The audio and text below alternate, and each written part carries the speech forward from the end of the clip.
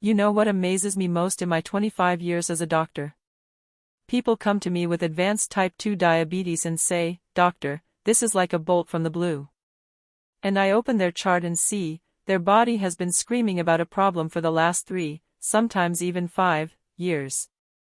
It's just that no one listened. Today, I'll tell you about 9 early signs your body sends long before a blood test shows numbers above 7. And at the end of the video, there's a special 10th symptom, which I call the silent killer, because you don't feel it at all, but it's already destroying your blood vessels. Be sure to watch until the 13th minute. My name is Ksenia Novak. I'm a practicing physician.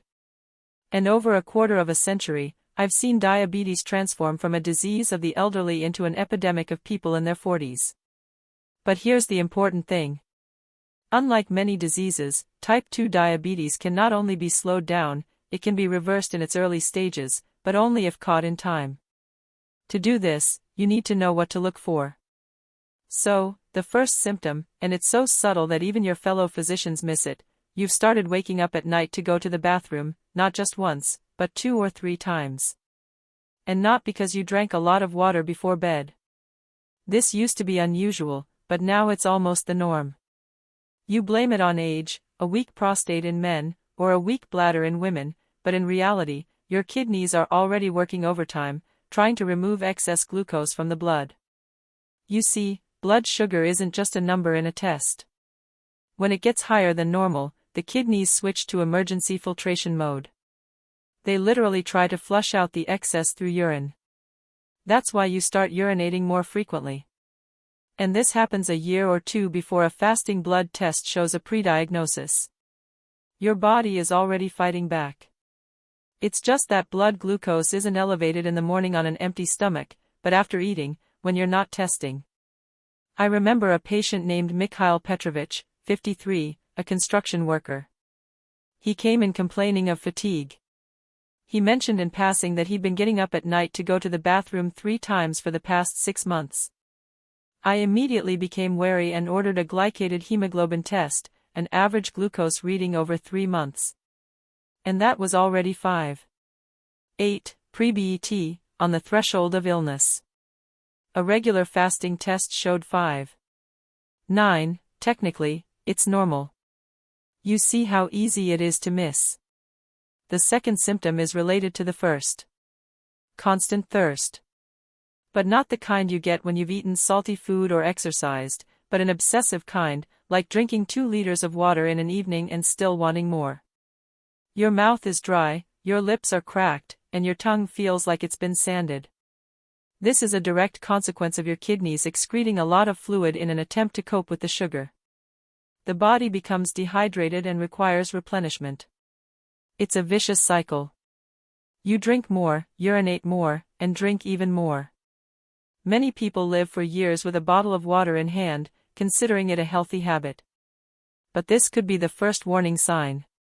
One of my patients, let's call her Larissa, told me she carried a 1.5-liter bottle with her everywhere, in the car, at work, even to the movies. Her colleagues joked, "Are you a camel, drinking so much?" She was proud, saying, "I care about my health, I drink water." But when we started looking into her constant headaches, it turned out her blood sugar levels were jumping to 11 after meals, compared to a normal 7.8. Her body had been screaming for this thirst for 2 years, but she ignored it. Now comes the third symptom, and it's insidious, because it looks like ordinary laziness or age-related fatigue. You've become unbearably tired by midday. And this isn't the fatigue you feel after hard work, when you've given it your all and deserve a rest. No, you were just sitting at the computer or doing regular chores, and by 2 p.m., you're overcome with such weakness that you just want to lie down and pass out. You know what's going on? Your cells are literally starving. Yes, when your sugar levels are high, your cells are starving. It sounds paradoxical, but your blood is full of glucose, but it doesn't get into your cells because insulin has stopped working effectively. This is called insulin resistance. It's the main cause of type 2 diabetes. There's insulin, there's glucose, but your cells aren't getting energy. That's why you get tired. And the worst part is, this fatigue is clearly linked to food, but not in the way you think. After lunch, especially if you've eaten carbohydrates, pasta, bread, potatoes, or sweets. After 30 to 40 minutes, drowsiness sets in. Your eyes are drooping, your head is heavy. This is because your blood sugar has spiked, your pancreas has pumped out a lot of insulin, but your cells are still ignoring it. An energy crash. The fourth sign is skin changes often attributed to age or poor cosmetics. Itching begins, especially in the folds under the breasts in women and in the groin between the toes. The skin becomes dry and flaky. Dark spots may appear on the neck, back, under the arms, and in the groin folds. This is called acanthosis nigricans. It looks like dirty skin that won't wash off. Acanthosis nigricans is a direct visual marker of insulin resistance. Excess insulin in the blood stimulates skin cells to divide more actively and produce more melanin. If you or a loved one notice these dark, velvety patches of skin in the folds of your skin, it's time to immediately check your fasting glucose and insulin levels. The itching occurs because high sugar levels are an ideal environment for fungi and bacteria. It also damages small nerve endings in the skin, causing irritation. I've seen people who treated their allergies for years with antihistamines, changed laundry detergents, bought expensive creams, and simply needed to check their blood sugar. The fifth symptom concerns vision. And this is where people get especially scared. You notice that your vision periodically becomes blurry, as if you're wearing the wrong glasses or your eyes are fogged. This lasts for a few hours, then goes away on its own. And you calm down, thinking it's okay because it's gone. But it's very scary. High blood sugar changes the consistency of the fluid inside the eyeball. The lens swells, light refraction is disrupted, and vision blurs. When your blood sugar drops, everything returns. These are fluctuations, surges. And if you've noticed this even once or twice, it's a compelling reason to get it checked. Diabetes is one of the leading causes of blindness worldwide.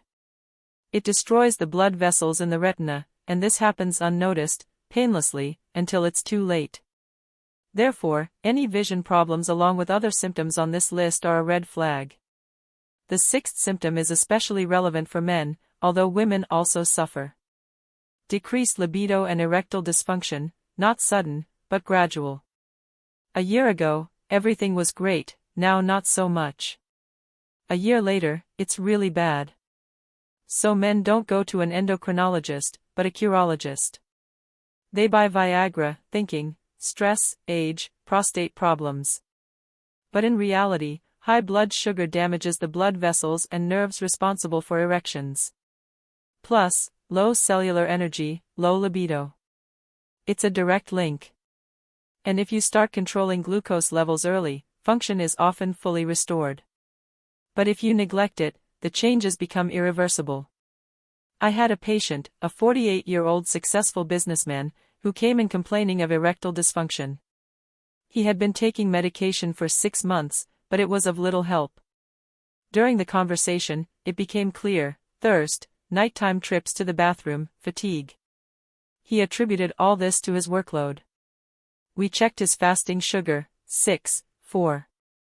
Glycated hemoglobin 6.2 indicates prediabetes. We adjusted our diet and increased physical activity. After 4 months, our sugar levels returned to normal, and our symptoms returned without medication. He was shocked that the problem wasn't in his head or prostate. The seventh symptom is slow healing of wounds and scratches. You cut yourself in the kitchen, and it usually heals in 3 to 4 days, but here it stays sore for a week. Or a mosquito bite, and it itches for 2 weeks instead of 2 days. A scrape on your knee won't heal for a month. High sugar disrupts immune cell function and slows skin cell division. It also damages the small blood vessels that deliver oxygen and nutrients to the wound. This means that a simple scratch takes 3 times longer to heal, and if an infection occurs, serious inflammation can develop. This is especially dangerous for the feet. Diabetic foot is a terrible complication that starts just like that. A small scuff from a shoe won't heal. The inflammation intensifies, deepens, and in advanced cases can lead to amputation. Therefore, if you notice that your wounds are healing more slowly, don't ignore it. The eighth sign is tingling or numbness in the fingers and toes. This is especially true at night or after sitting for a long time, as if the limb has been sleeping, with goosebumps running through it. Or a burning sensation in the feet when you go to bed. You have to stick your feet out from under the covers to cool them down. This is the beginning of diabetic neuropathy. Peripheral nerve damage. High glucose is toxic to nerve fibers. At first, they become irritated, causing tingling and burning, then they begin to die, leading to anemia and loss of sensation. A person can step on a nail and not feel it, or get burned and not notice. And here's what's important, in the early stages, this is reversible. If you normalize your sugar levels, the nerves can recover. But if you let it go, the damage becomes permanent. I've seen people living with leg pain for years, taking painkillers by the handful, when all they needed to do was check their glucose levels and start treatment. The ninth symptom, which is not usually discussed out loud but is very common, is recurring fungal and bacterial infections. Women have chronic thrush that returns every month despite treatment. Men have athlete's foot that just won't go away. Gum inflammation that sometimes subsides, then worsens. Glucose is a breeding ground for microbes. When there's a lot of it in the blood, tissues, and mucous membranes, bacteria and fungi multiply more actively. Plus, a weakened immune system can't cope with them. So you treat yourself with antibiotics and antifungals, and after a month, it all comes back because the main cause, high blood sugar, isn't addressed. I remember a woman, Tatiana, 50. She suffered from chronic thrush for 3 years. I tried all the medications, even had the yeast tested for sensitivity. It helped for 2 to 3 weeks. Then it flared up again. The gynecologist referred her to me, and I saw the classic picture: thirst, nighttime urination, fatigue. Glycated hemoglobin was 6.5.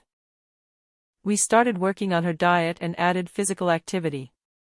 Her sugar levels returned to normal, and the yeast infection cleared up on its own without treatment. 2 years have passed, and there haven't been any relapses. And now comes the 10th symptom. The most insidious, the silent killer I promised to tell you about. It's the absence of symptoms. Yes, you heard that right. Most people with prediabetes and early diabetes feel nothing at all. The body compensates, adapts, and tolerates. You lead a normal life, while elevated glucose slowly destroys the blood vessels in your kidneys, eyes, heart, legs, and brain. That's why it's so important not to wait for symptoms, but to get checked regularly. This is especially true if you have risk factors: excess weight, a sedentary lifestyle, family history, age over 40, high blood pressure, or elevated cholesterol. A fasting blood glucose test is the bare minimum, but it doesn't tell the whole story. Glycated hemoglobin is much more informative. It reflects your average blood sugar levels over the past 3 months. Normal is up to 5.6, from 5.7 to 6.4 is prediabetes. Above 6.5 is diabetes. And here's what I want you to understand: type 2 diabetes is not a death sentence or a genetic inevitability. Yes, there is a predisposition, but it only manifests itself with a certain lifestyle. It's a disease of civilization, a disease of excess calories, refined carbohydrates, and a sedentary lifestyle. And in the prediabetes stage, and often even in the early stages of diabetes, everything can be reversed without medication, just by changing your diet and increasing physical activity. I've seen dozens of people normalize their sugar levels, lose weight, and stop taking medications, but the key is catching it in time. What should you do if you recognize yourself in at least 3 or 4 of the symptoms on this list? First, don't panic. Panic doesn't cure, it only gets in the way. Second, make an appointment with a doctor and get tested. Fasting glucose, glycated hemoglobin, and fasting insulin. You can also add a glucose tolerance test if you have any doubts. Third, start keeping a diary. Record what you eat, when you're tired, how you sleep, and when you go to the bathroom. This will provide your doctor with invaluable information, and you'll understand better what exactly is causing your symptoms to worsen. Fourth, don't wait for the perfect moment to start changing your lifestyle. The perfect moment is now. Not Monday, not New Year's, but today. Start small. Give up sugary drinks. Replace white bread with whole grain. Add a 15-minute walk after dinner. Small steps work better than grandiose plans abandoned after a week. And one more point that I consider critically important. If you have children, especially teenagers, look at their lifestyle. Type 2 diabetes is rapidly becoming younger. What was diagnosed only in people over 50 20 years ago is now found in people in their 20s. Our children are growing up in a world of excess sugar and lack of exercise. If you change your lifestyle, you automatically change theirs too. It will be the best gift you can give your family. Do you know what inspires me about being a doctor? Seeing how a person who came in tired, exhausted, with a bunch of symptoms, 6 months later turns into an energetic, healthy, happy person. And this is not a miracle, not a magic pill. It is the result of understanding what is happening with the body and consistent action. Your body is not the enemy. It does not betray you by failing. It sends signals, trying to warn, hey, I'm having a hard time, let's change something. And these 9 symptoms aren't a punishment, but an opportunity. An opportunity to catch a problem on the shore before it becomes an avalanche. I've been observing the same pattern for 25 years. People who listen to their bodies and act proactively live longer, healthier, and happier. And those who ignore the signals, hoping for the problem to resolve itself, end up coming to me with advanced cases that require strong medications, and the fight is not for quality of life, but for life itself. You have a choice, and I sincerely hope this video helps you make the right one. If you recognize yourself in even one of these symptoms, don't delay, go see a doctor, get tested, and start understanding. It won't take much time, but it could add decades to your healthy life. Tell me in the comments if you've experienced any of these symptoms. Perhaps you've already gone from prediabetes to normal. Share your experience. It could save someone else's health. If you found the video helpful, give it a like. This will help the algorithms show it to those who really need it now. Subscribe to the channel. There are still many important health topics ahead, without panic and myths. Only verified information from a practicing physician. In the next video, I will tell you how to create a proper diet for diabetes prevention, which foods really lower blood sugar, and which only pretend to be healthy. This will be a practical guide with specific lists and sample menus. Don't miss it. Take care of yourself, listen to your body, and remember, prevention is always easier, cheaper, and more effective than treatment.